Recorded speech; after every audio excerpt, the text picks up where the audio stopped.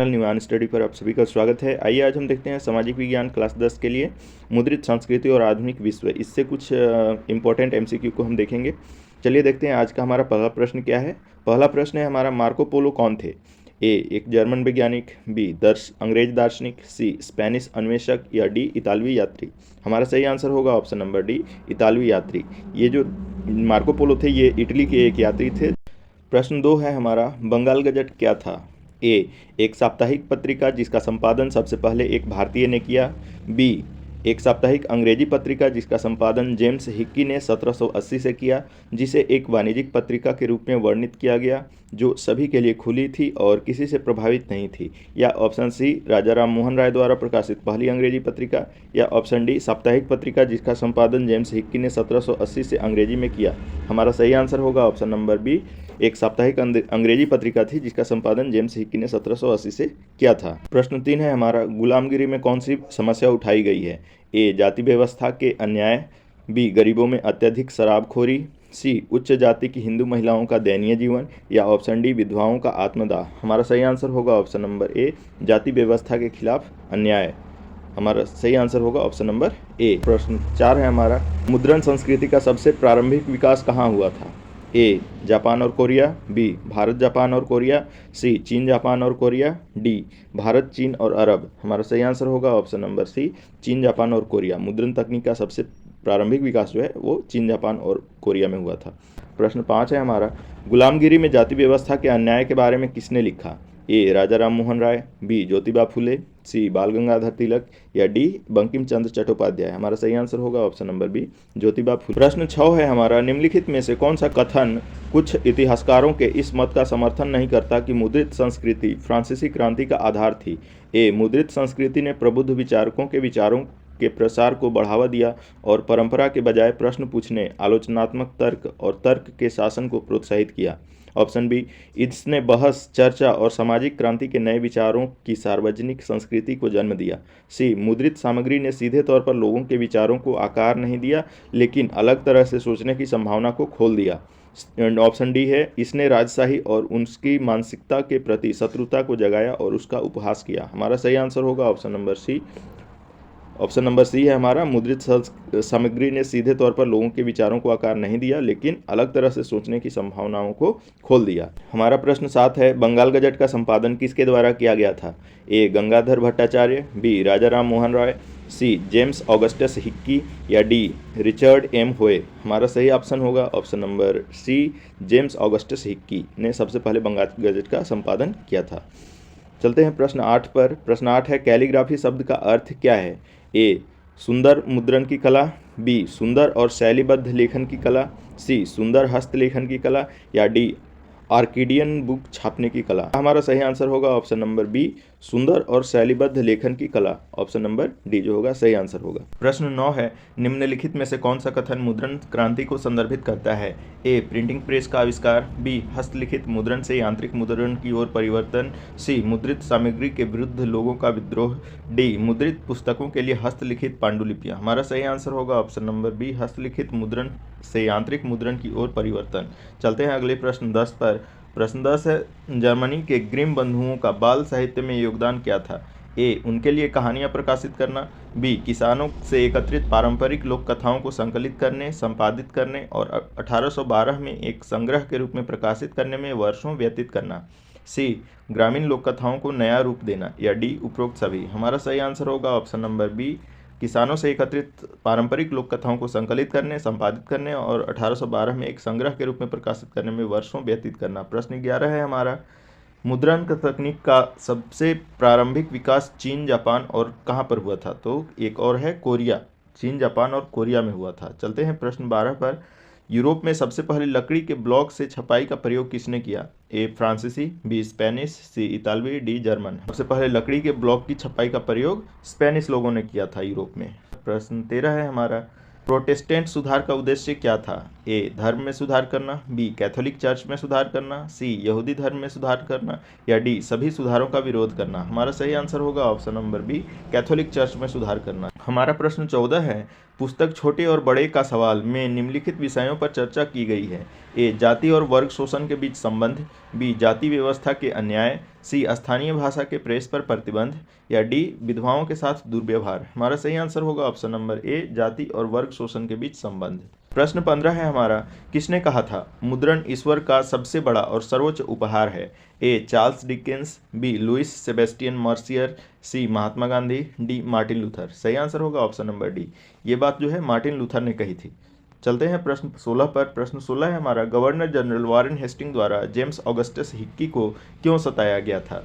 ए, Bengal gazette के खराब संपादन के लिए, बी, कंपनी के वरिष्ठ अधिकारी के बारे में बहुत सारी गपशप प्रकाशित करने के लिए, सी, घटिया सामग्री प्रकाशित करने के लिए, डी, इनमें से कोई नहीं। हमारा सही आंसर होगा ऑप्शन नंबर बी, कंपनी के वरिष्ठ अधिकारी के बारे में बहुत सारी गपशप प्रकाशित करने के लिए जो है हिक्की को प्रताड़ित किया गया था, सताया गया था। प्रश्न 17 है, भारत में प्रिंटिंग प्रेस का आविष्कार सर्वप्रथम किसके द्वारा किया गया था?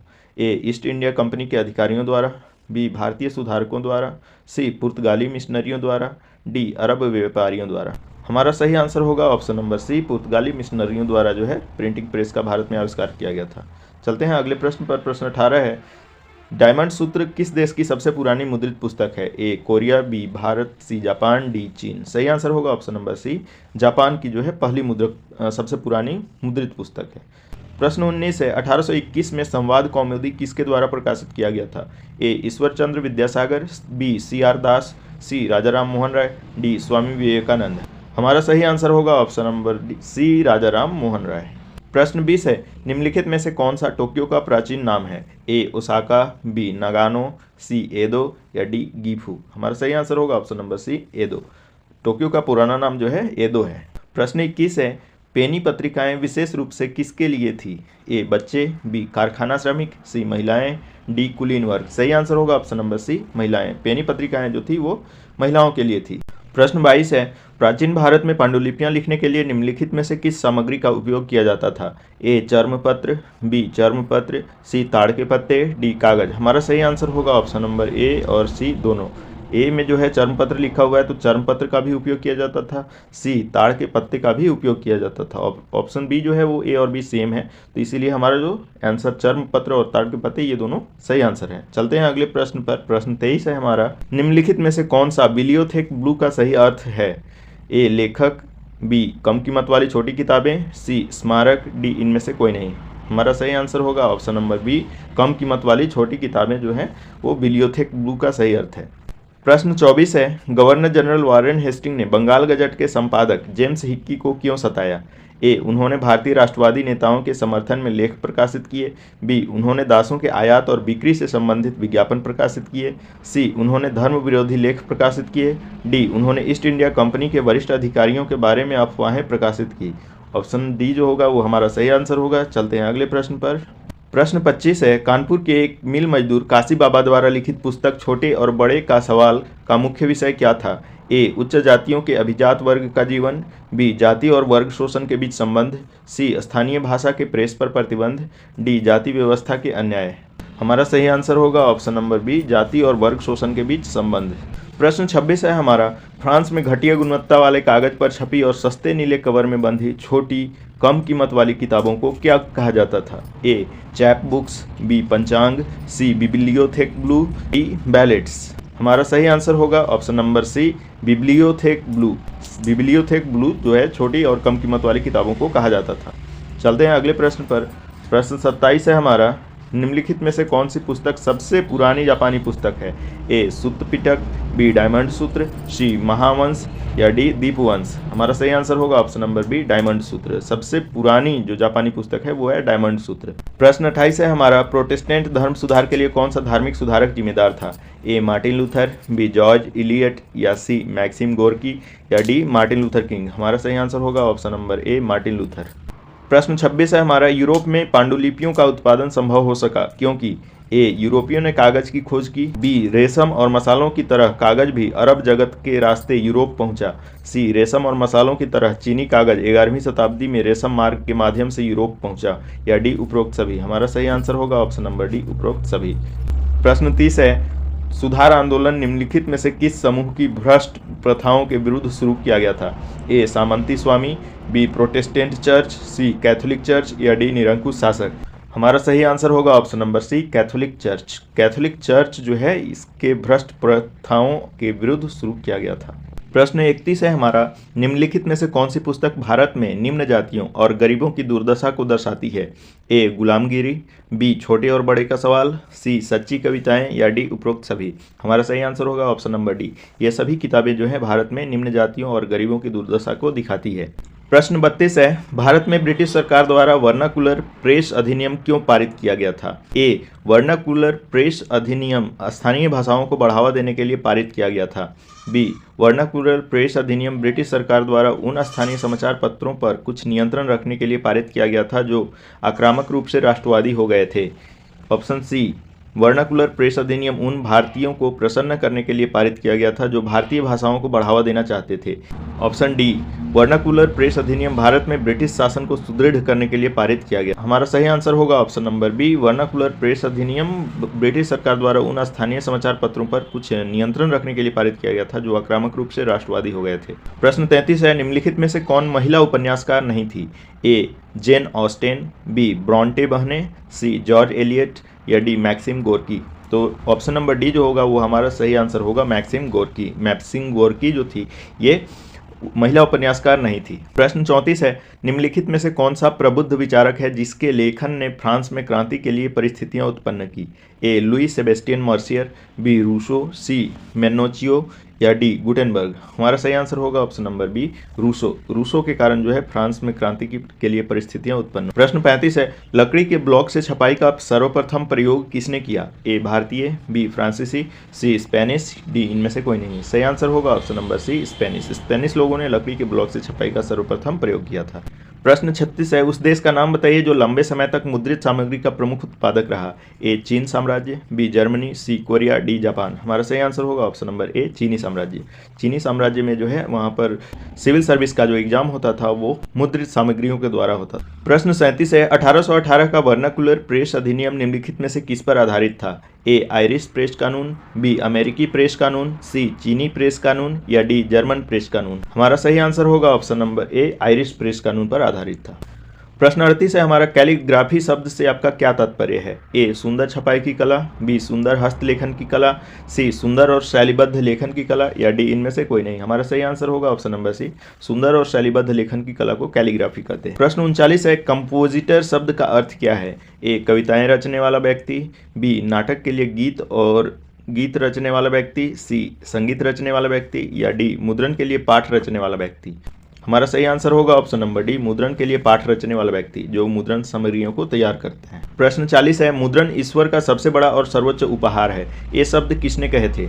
ए Johann Gutenberg, B Newcomen, C Mahatma Gandhi, D Martin Luther? हमारा सही आंसर होगा option number D Martin Luther. Martin Luther ने कहा था मुद्रण जो है ईश्वर का सबसे बड़ा और सर्वोच्च उपहार है। प्रश्न 41 है, चीनी कागज यूरोप तक किसके माध्यम से पहुंचा? ए रेशम मार्ग, बी समुद्री मार्ग, सी बौद्ध मिशनरी या डी व्यापारी? हमारा सही आंसर होगा ऑप्शन ए रेशम मार्ग के द्वारा जो है चीनी कागज यूरोप तक पहुंचा। प्रश्न 42 है, निम्नलिखित में से कौन सा कथन सत्य है? ए केवल बच्चों के साहित्य के लिए समर्पित एक बाल प्रकाशन गृह 1757 में फ्रांस में स्थापित किया गया था। बी पेनी पत्रिकाएं विशेष रूप से पुरुषों के लिए थी। सी उधार पुस्तकालय 17वीं शताब्दी से अस्तित्व में थे। डी उपरोक्त में से कोई नहीं। सही आंसर होगा ऑप्शन नंबर सी उधार पुस्तकालय 17वीं शताब्दी से अस्तित्व में थे।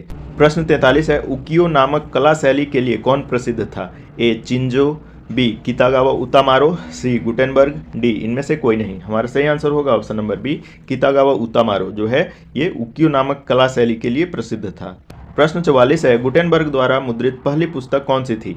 ए बाइबल, बी रामायण, सी चैपबुक, डी इनमें से कोई नहीं। सही आंसर होगा ऑप्शन नंबर ए बाइबल। गुटेनबर्ग द्वारा पहली मुद्रित पुस्तक बाइबल थी। प्रश्न 45 है, निम्नलिखित में से कौन सा यूरोप में हस्तलिखित पांडुलिपियों की सीमित लोकप्रियता का कारण नहीं था? ए पांडुलिपियां नाजुक थी, बी उन्हें संभालना असुविधाजनक और उन्हें आसानी से इधर से उधर नहीं ले जाया जा सकता था, सी पांडुलिपियों की विषय वस्तु विद्रोही और राजद्रोही थी, डी पांडुलिपियों की नकल करना महंगा और समय लेने वाला था। हमारा सही आंसर होगा ऑप्शन नंबर सी पांडुलिपियों की विषय वस्तु विद्रोही और राजद्रोही थी। प्रश्न 46 है, निम्नलिखित में से किस देश में मुद्रण प्रौद्योगिकी का सबसे प्रारंभिक विकास हुआ था? A Bharat, B England, C France, D चीन। सही आंसर होगा ऑप्शन नंबर डी चीन। प्रश्न 47 है, इनमें से कौन सा 20वीं सदी का नवाचार नहीं है? ए सस्ते पेपरबैक संस्करण, डी बी डस्ट कवर, सी महत्वपूर्ण उपन्यासों का धारावाहिक प्रकाशन, डी इनमें से कोई नहीं। सही आंसर होगा ऑप्शन नंबर सी महत्वपूर्ण उपन्यासों का धारावाहिक प्रकाशन। प्रश्न 48 है, प्रोटेस्टेंट सुधार क्या था? ए रोम की सत्ता को चुनौती, बी कैथोलिक चर्च में सुधार का आंदोलन, सी एक नया धर्म, डी इनमें से कोई नहीं। सही आंसर होगा option number B Catholic church में सुधार का आंदोलन प्रोटेस्टेंट सुधार था। प्रश्न 49 है, निम्नलिखित में से कौन राम सुंदरी देवी की आत्मकथा है? ए अमर जीवन, बी अमर ज्योति, सी अमर जवान, डी अमर जिंदगी। हमारा सही आंसर होगा ऑप्शन नंबर ए अमर जीवन। आज का हमारा अंतिम प्रश्न 50 है, निम्नलिखित में से किसने जाति व्यवस्था के बारे में नहीं लिखा है? A E V Ramaswamy Naicker, B Ram Chadha, C B R Ambedkar, D Jyotiba Phule. सही आंसर होगा option number B Ram Chadha. बाकी हमारा E V Ramaswamy Naicker, B R Ambedkar और ज्योतिबा फुले ने जाति व्यवस्था के बारे में खुलकर लिखा है।